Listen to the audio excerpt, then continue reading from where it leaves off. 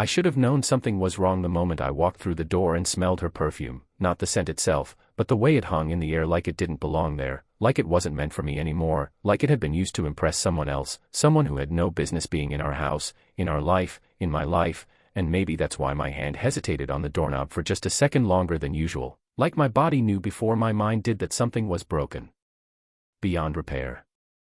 I stepped inside and the silence was louder than any fight we'd ever had. No TV, no footsteps, just stillness, heavy and awkward, and I called out her name, Maddie.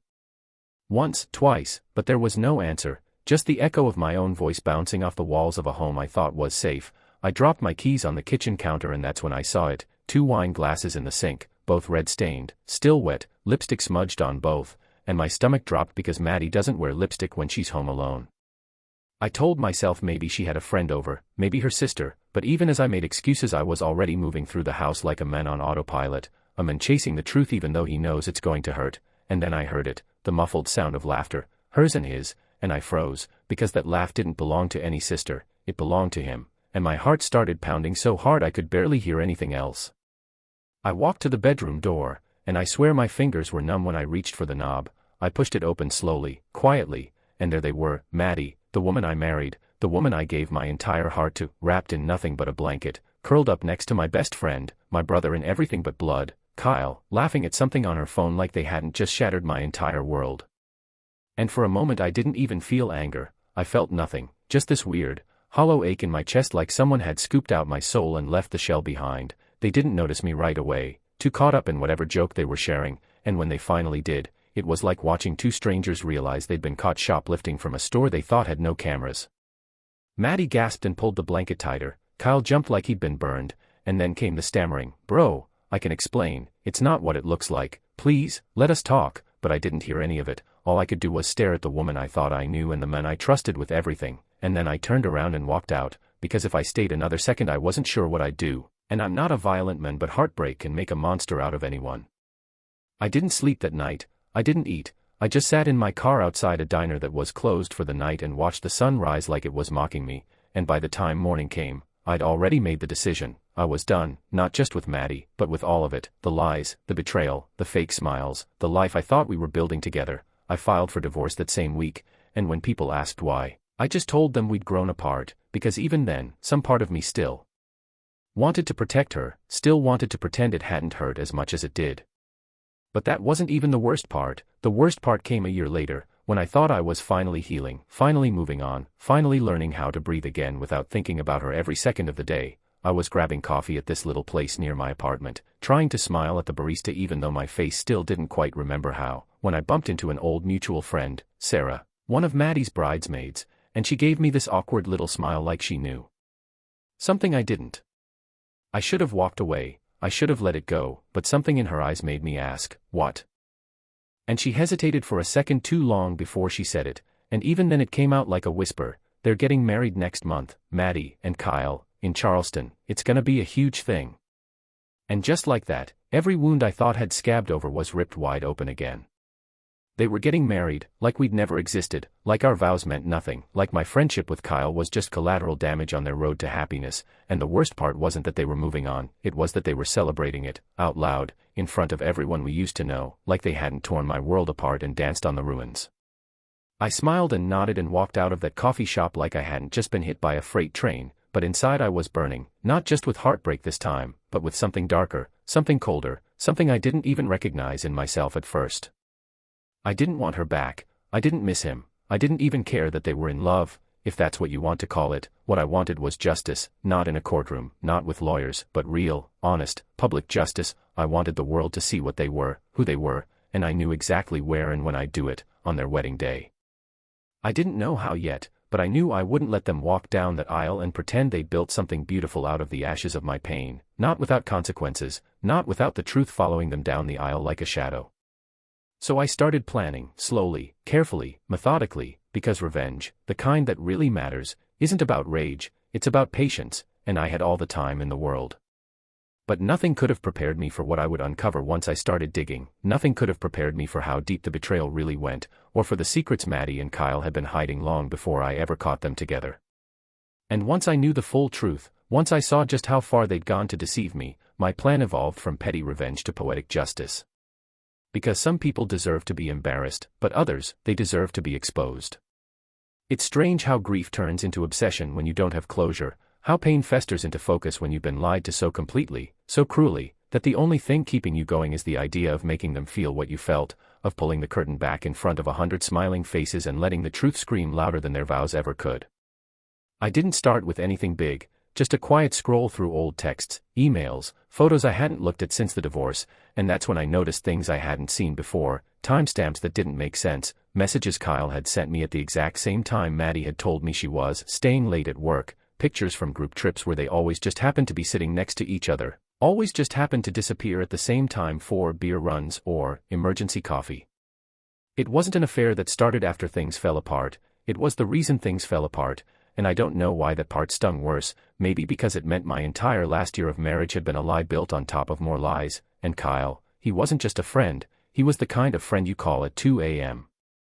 when your car breaks down on a highway, the kind of friend who helped me move boxes into the apartment Maddie and I got together, the kind of friend who toasted us at our wedding like he meant it. The level of betrayal wasn't just deep, it was intimate. And what kept me up at night, more than the rage, more than the grief, was the realization that they were going to have their wedding, that they were going to stand in front of people who still thought they were good, decent, honest, and start fresh while I was left piecing myself together like some broken vase they'd swept off the table. I didn't want to crash the wedding in some stupid, movie-style way. I wasn't going to yell, I object, like some desperate ex. I wasn't going to throw a punch or set something on fire. No, what I wanted was elegance, I wanted truth, I wanted to expose them using nothing but their own words, their own faces, their own dirty little secrets. So I started collecting receipts, real ones and digital ones, hotel bookings made under Kyle's name in cities Maddie just happened to be traveling to for work conferences. I reached out to a friend of mine in IT, someone who owed me a favor from years back, and asked if he could recover deleted messages from Maddie's old iCloud backup. I didn't tell him why, just that it was important, and 2 days later I had more than I could ever need. There were texts, hundreds of them, stretching back almost 18 months before the day I found them in bed together, and they weren't just flirty, they were cruel, mocking. They laughed about how clueless I was, how I still thought date night meant something, how Kyle had borrowed my watch once and she told him it looked better on him than it ever did on me. That one almost broke me. But I didn't let it. I used it. I printed everything out, organized it chronologically, highlighted the most damning ones, and then I had an idea, a terrible, beautiful idea. I was going to give them a wedding gift, a real one, something they'd never forget. I found out the venue wasn't private. It was this vineyard just outside Charleston, the kind that rents out half the property for events but keeps the tasting room open for the public, which meant, technically, anyone could be there, and if you timed it right, you could blend in without even being noticed. I called the manager pretending to be a guest wanting to send a present ahead of the wedding, got the couple's full names and RSVP list from the assistant handling the event, and that's when I realized just how many people would be there, her parents, his parents, old college friends, co-workers, neighbors, people who knew me, people who had once called me family too. It wasn't just revenge anymore, it was vindication. But the final twist, the one that sealed my resolve, came when I visited Maddie's mother's Facebook page, something I hadn't done in months, and saw a photo she'd posted with the caption, "Can't wait to officially call Kyle my son-in-law. Love always finds a way." And there it was, that smug little sentence, love always finds a way, as if what they did was romantic instead of disgusting, as if betrayal could be wrapped in a bow and passed off as fate, and I knew right then I wasn't just doing this for me, I was doing this for everyone who'd ever been lied to and told they were crazy for noticing the truth. So I made my plan airtight. I found a local videographer, told him I needed a custom wedding video with some special effects, sent him all the materials, the texts, the photos, even a voice memo Maddie had once sent Kyle saying, "He's so dumb, Kyle, he still thinks we're gonna renew our vows next year, like this whole thing hasn't already ended," and he edited everything into a stunning 6-minute presentation titled, "The Real Love Story," complete with soft piano music and faded photos that slowly turned into screenshots and whispers that would chill anyone's blood. I had it saved onto a USB, loaded into a wedding card with their names engraved in gold, tucked into a velvet envelope that looked expensive, elegant, harmless. And on the day of the wedding, I walked into that vineyard dressed like every other guest, smiled at people who didn't recognize me right away, nodded politely at the bar, sipped champagne like I belonged there, and when the moment felt right, just before the toast, just before the first look video was supposed to play, I slipped my USB into the laptop connected to the projector. And then I walked out to the parking lot and waited. I didn't need to see it with my own eyes to know what was about to happen. I could feel it in the air, like a storm waiting behind a curtain.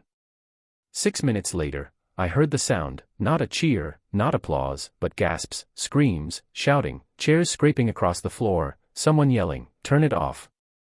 What the hell is this?" And in that moment, standing under the wide Carolina sky, I felt something I hadn't felt in years. Peace. But the fallout, oh, that was still coming. Because once a secret's out, it doesn't just fade away, it spreads, it stains, it sticks. And Maddie and Kyle were about to learn that some stains never come out. I didn't go far, just far enough to see the big arched windows of the event hall from a distance, to hear the muffled chaos spilling out like smoke from a building on fire, and it hit me then, not regret, not guilt, but something quieter, something colder, like standing in the aftermath of a storm you knew was coming and realizing you weren't drowning anymore.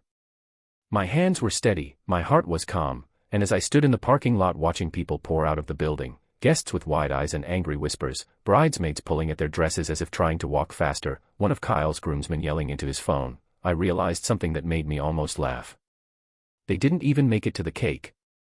I saw her first, Maddie, barefoot, her heels in one hand and her other hand covering her face, makeup streaked, dress bunched up like she'd tripped on it, her mother trailing behind her shouting something I couldn't hear, something sharp and desperate, and then Kyle, he stormed out a few seconds later, red-faced, his jacket gone, shirt half untucked, yelling at someone to shut it off, shut it off, shut it off. Like the damage hadn't already been done. But it had.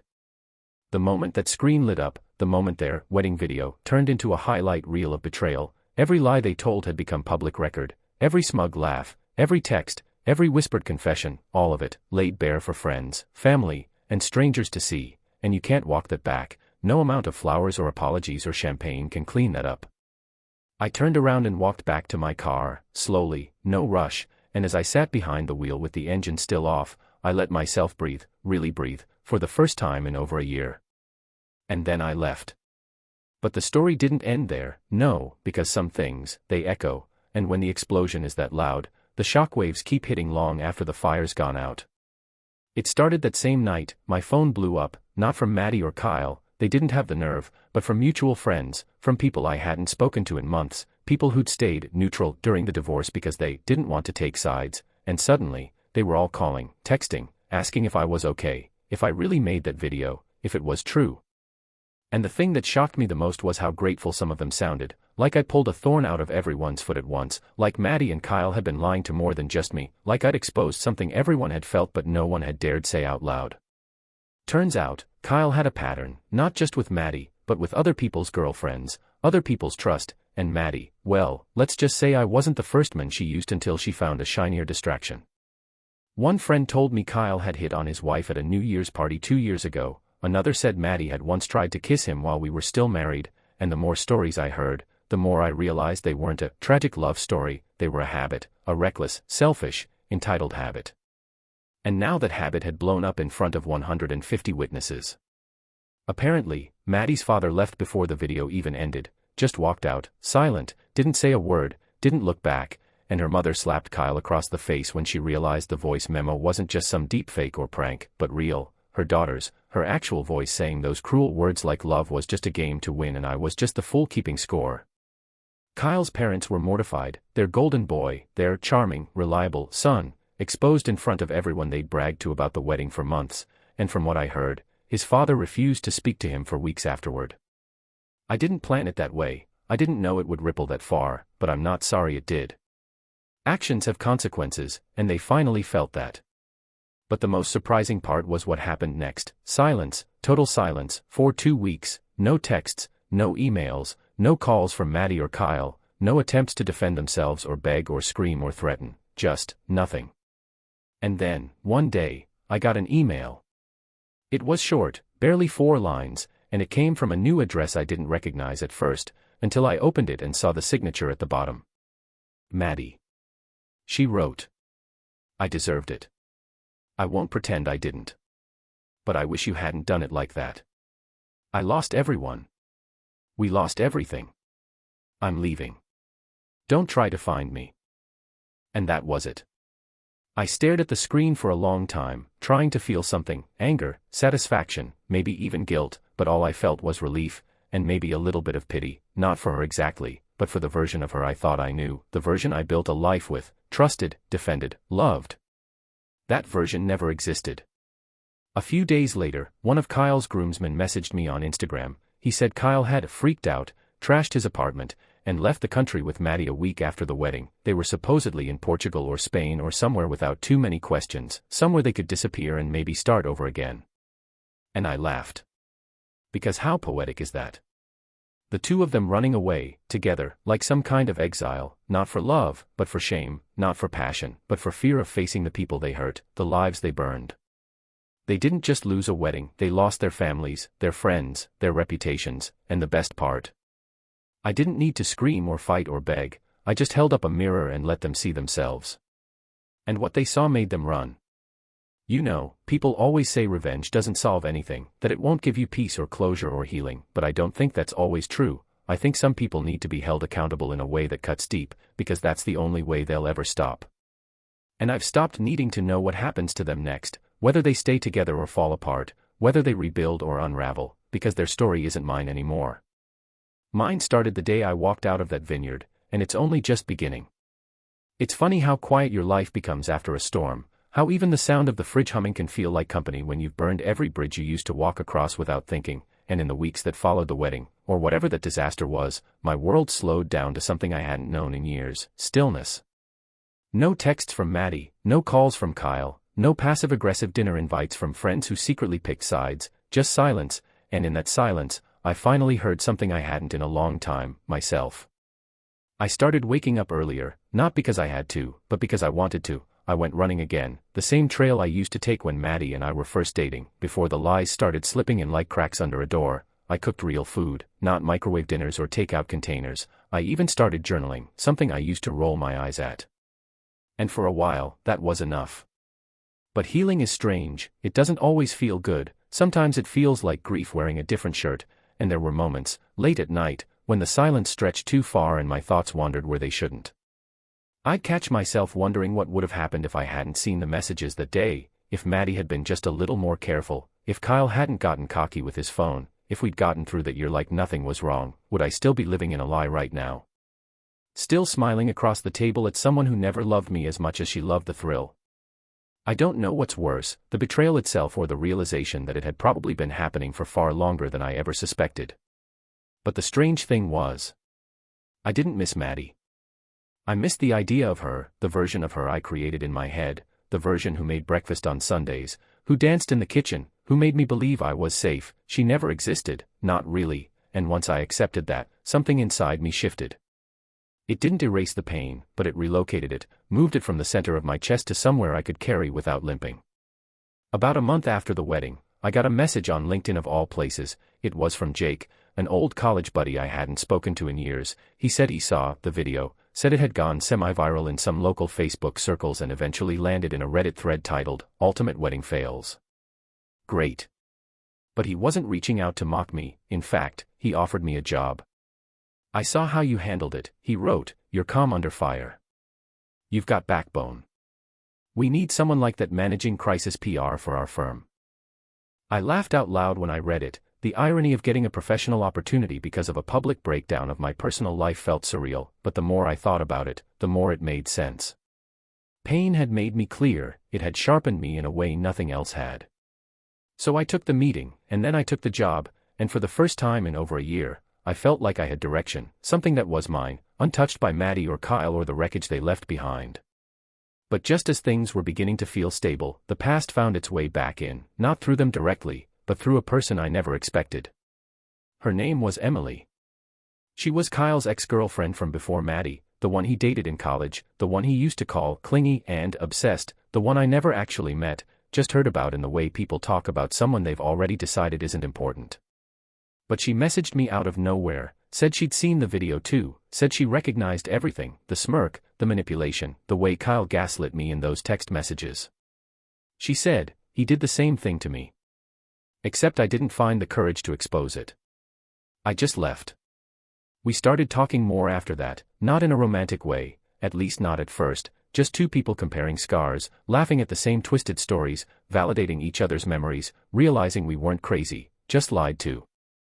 I told her things I hadn't told anyone, about the night I found the messages, about how I sat in the dark with the phone in my hand and tried to pretend I didn't see what I saw, about how I almost confronted Maddie that night but didn't because I couldn't bear to hear her lie with my own ears. And she listened. Not with judgment or pity, but with that kind of quiet that feels like understanding, and somewhere between those late-night conversations and early morning coffee meetups, something shifted. It wasn't fast, it wasn't dramatic, but it was real. We started seeing each other more, a movie here, a dinner there, and one night, after a long walk under a sky that felt unusually honest, she said, "You know, it's not just the betrayal that breaks us, it's how long we pretend we're not broken afterward." And I nodded, because she was right. But just as I started to feel something like peace again, a new message arrived, this time from an unknown number, no name, just a screenshot of a blog post from some overseas lifestyle site. It was Maddie and Kyle, on a beach in Portugal, being interviewed about starting over after public heartbreak, and my stomach twisted, not because I missed them, but because of the headline. Love wins, how two souls found each other after a toxic marriage. Toxic marriage. That's how she was telling it now, that I was the villain, that she was the survivor, and Kyle, the knight in shining armor who rescued her. It shouldn't have mattered, it shouldn't have, but it did, because truth matters, and I'd lived my truth quietly, with dignity, while they repackaged their lie into something marketable. And that's when I realized, my story wasn't finished, not yet. Because if they wanted the world to believe a fairy tale, then maybe it was time the world heard the real version, not for revenge, but for clarity, for closure, and maybe for someone else out there who needed to know they weren't crazy either. So I sat down and started writing. And this is where that part of the story begins. They say time heals all wounds. But that's only true if you don't see your scars in someone else's spotlight. And after I saw that article, Maddie and Kyle smiling under the Portugal sun, talking about how they survived betrayal and reclaimed their happiness, something inside me snapped, not in a loud, violent way, but quietly, like a door that had been locked for too long finally giving into pressure. I couldn't let that be the story. Not because I needed revenge, no, I'd already had my moment in the church and walked away clean, but because truth matters. Because there are people out there who see a picture and think they understand it, and then live their lives wondering why their story feels like a failure by comparison. I didn't want to burn anyone down. I just wanted to set the record straight. So, I wrote. It started as a journal entry, something raw and unfinished. I found out my wife was sleeping with my best friend the day before our anniversary dinner. And the words just kept coming. I didn't hold back, I wrote about the night I saw the texts, about the lies, the way Maddie used to smile like everything was fine while texting Kyle under the table, about the night I waited in my car just to see if what I suspected was real. And it was. I wrote about the wedding, their wedding, and the moment I stood in front of them, holding truth like a sword I never wanted to swing. I wrote about the silence after. The way people ghosted me because my honesty made them uncomfortable. I wrote it all. And then I posted it. Not on Facebook or Instagram, I wasn't trying to get likes or sympathy. I put it on a blog site under a pseudonym, The Men Left Behind. And within days, it took off. I thought maybe a few people would read it, maybe it'd get passed around a small community of folks who understood heartbreak. But it spread like fire. Comments flooded in. You just told my story, word for word. I thought I was the crazy one. Thank you for speaking up. People don't just crave justice. They crave recognition, the feeling that their pain isn't invisible. But not everyone was happy. About a week after the post went viral, I got a message from Maddie's sister, Rachel. She'd been quiet through all of it, even during the wedding incident, but now she had something to say. You couldn't just let it go, huh? They moved to another country to get away from the mess you caused, and now you've dragged it back into their lives. What do you want, a medal? I stared at that message for a long time. And I typed something, then deleted it. Typed again, deleted again. Then finally I replied. No. I just wanted the truth to matter. I don't know if she ever read it, but it didn't really matter anymore. Because the story was out now. And strangely, that gave me peace. I started getting invites to podcasts. People wanted to hear more. Not about them, necessarily, but about how I healed, how I kept going. And I told them the truth. I didn't, not right away, not perfectly. I told them I got angry. I cried. I stayed up all night replaying conversations. I questioned my worth, my judgment, my instincts.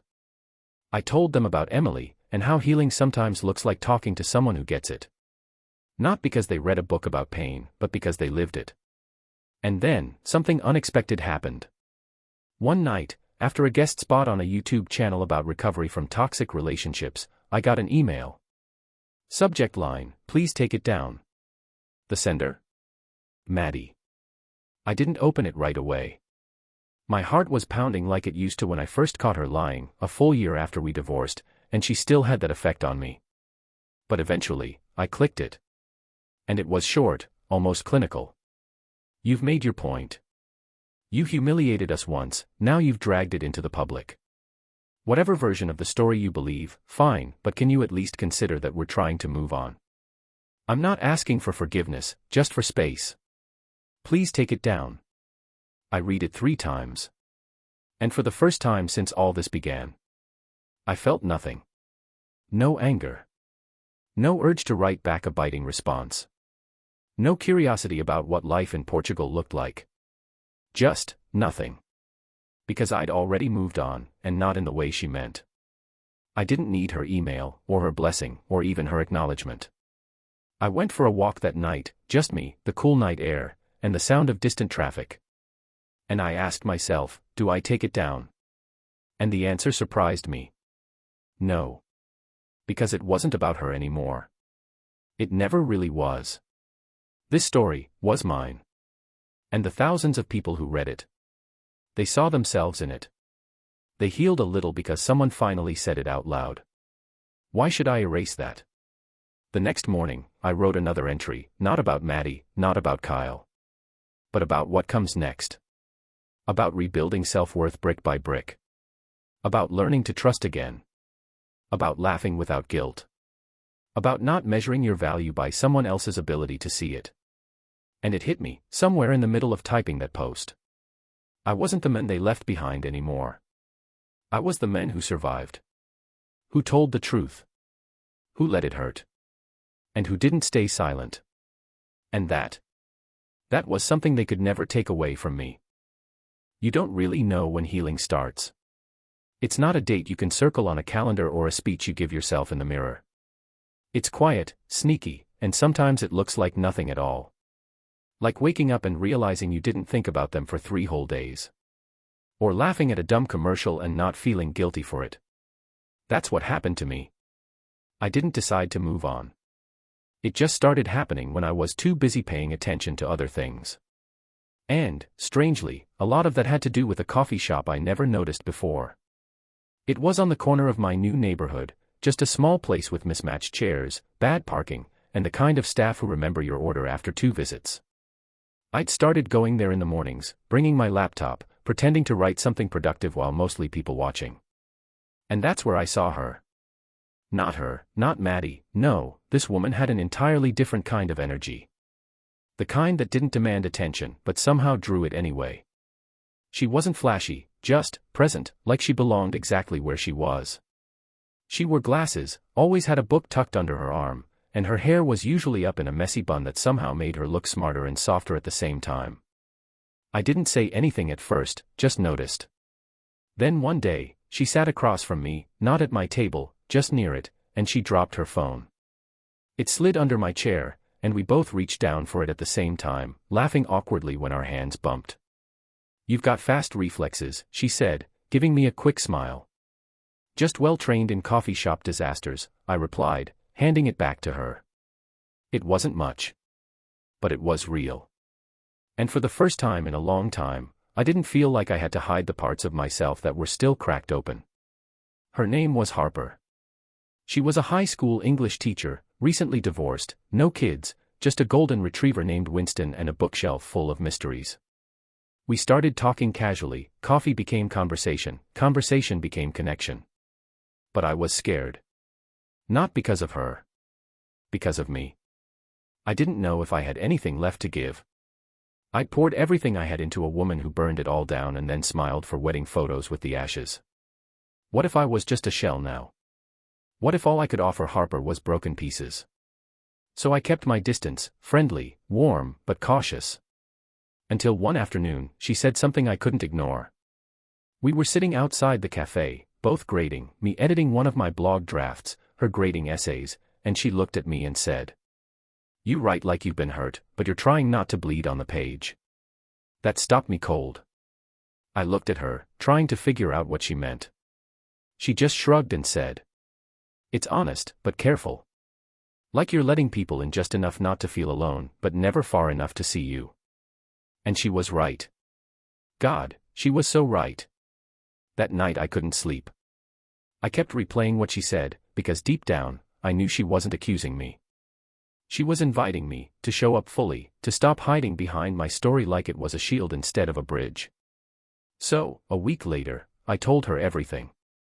Not just the version people read online, but the raw version, the parts that made me sound petty, insecure, broken, angry, ashamed. The night I sat in my car crying and begging the universe to take the pain away. The day I almost texted Maddie just to feel something. The fear that I'd never be able to trust again. Harper didn't interrupt. She just listened, eyes soft, hands wrapped around her coffee mug like it was anchoring her. When I finally finished, I looked at her and said, "That's me. The ugly version. The one I don't put on the internet." And she reached across the table, touched my hand gently, and said, "That's the version I was waiting to meet." Something shifted in me that night. I wasn't healed, not completely, but for the first time, I believed it was possible. Not because someone was fixing me, but because I had chosen to stop pretending I didn't need to be seen. We didn't jump into a relationship right away. Harper wasn't a rebound, and I didn't want to make her one. But we spent time together. Walks with Winston, movie nights, long conversations about poetry and music and the strange way people leave and never fully go away. And somewhere in all that, I realized I wasn't afraid anymore. Not afraid to trust. Not afraid to love again. Not even afraid of running into Maddie and Kyle someday. Because whatever they had, it wasn't real. It was built on secrets and stolen moments. Mine was being built on truth, piece by piece, slow but solid.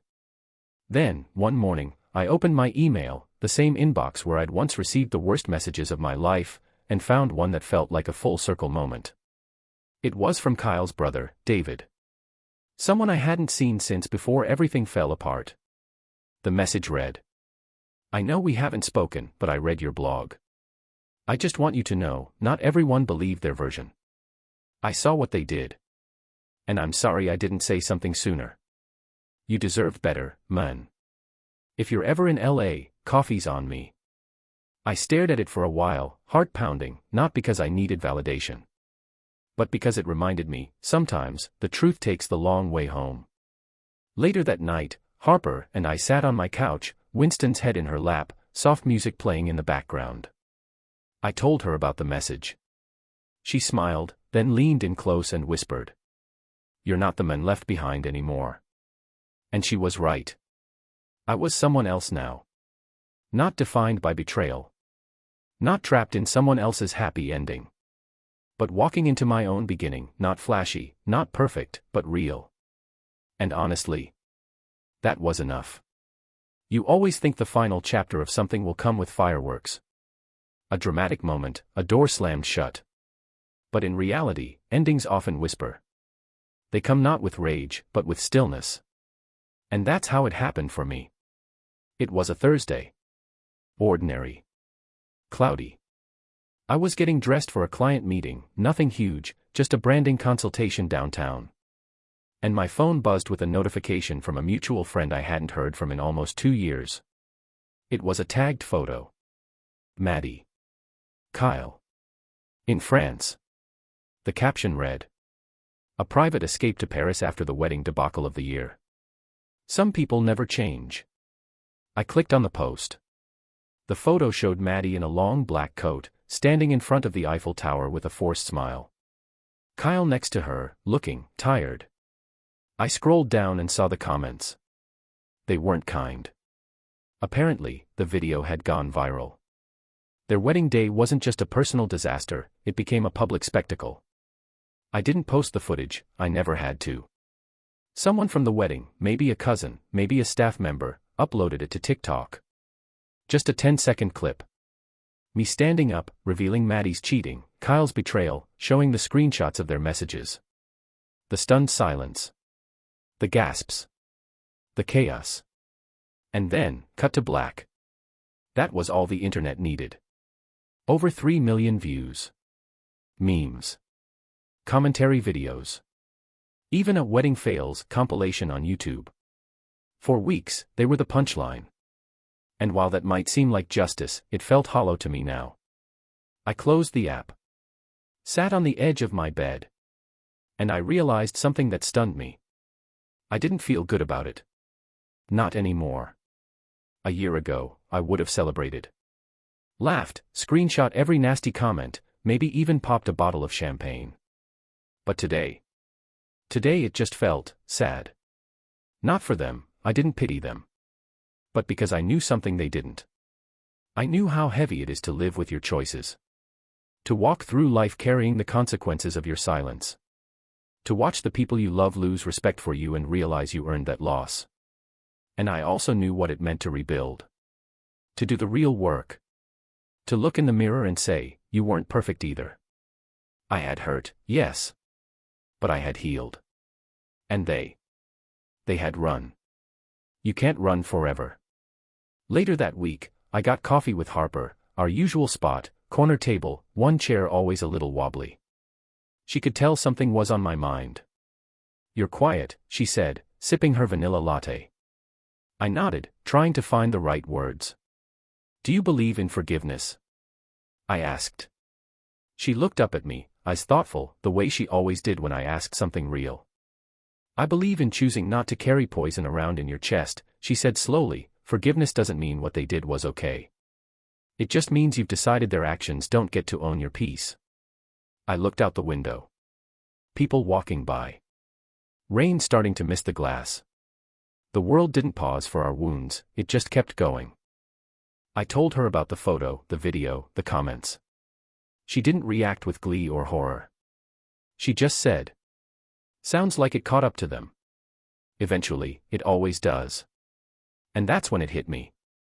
I didn't need more justice. I didn't need revenge 2.0. I didn't even need them to apologize. I had already won. Not because their wedding was ruined. But because I had myself back. I was no longer the man who walked in on a lie. I was the man who walked through it. And came out whole. A month later, I got a letter in the mail. No return address. But I knew the handwriting. I'd seen it on grocery lists, love notes, birthday cards. Maddie. I waited a full hour before I opened it. Then I read every word, slowly. I don't expect you to read this, let alone respond. But I need to say it anyway. What I did to you was cruel. I don't have an excuse. I can blame the distance, the confusion, the fear, but in the end, I made the choice. I betrayed someone who loved me fully, and that's something I'll carry forever. Kyle and I, it's not what I thought it would be. We fight more than we laugh. I think I mistook excitement for love. Or maybe I just wanted to be wanted. I don't know anymore. But I know this, you deserved more. And I'm sorry. I heard about the blog. I read some of it. I think the worst part is realizing you were still kind, even when I wasn't. You never turned the world against me, the truth did that. And I can't undo it. I wouldn't blame you if you hated me. I just hope, someday, you don't. No signature. Just folded carefully. I stared at it for a long time. Then I put it away, not in the trash. Not on display. Just in a drawer. Because it didn't matter anymore. She was a chapter, not the whole book. I didn't need closure from her. I was the closure. A few weeks later, Harper and I went hiking just outside the city, a trail she'd found that ended in this beautiful overlook with wildflowers and a broken wooden bench that faced the skyline. We sat there, watching the sun start to dip behind the buildings. She leaned into me and said, "So what now?" And I smiled. I think, we live. Without ghosts. Without dragging stories behind us like broken luggage. She grinned. Sounds like peace. I nodded. It was. Not loud. Not triumphant. But quiet. Steady. Real. The kind of peace that doesn't come from proving people wrong, but from proving to yourself that you're stronger than the worst day of your life. And so here I am. Telling you this. Not because I need sympathy. Not because I want you to hate Maddie or Kyle. But because I want you to know. You can lose everything and still win. You can be betrayed and still love again. You can be broken and still rebuild stronger. You can let go without forgetting. You can move forward without permission. And sometimes, the best revenge is simply not being bitter. It's being better. Because the people who hurt you, they'll keep looking back while you're already on your way forward. And that's the real ending. The kind that doesn't go viral, but stays with you forever.